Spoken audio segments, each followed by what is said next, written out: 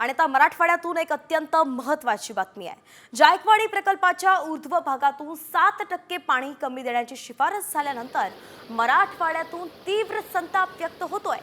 मराठवाड्याच्या हक्काच्या पाण्यावरती महायुती सरकारनं दरोडा टाकलाय।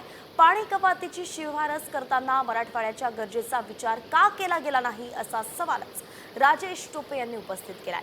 या प्रश्नावरती जन आंदोलन उभं करणार असल्याचंही ते म्हणाले। तर नेत्यांना पळता भुई थोडी होईल असा इशाराही टोपेंनी दिलाय।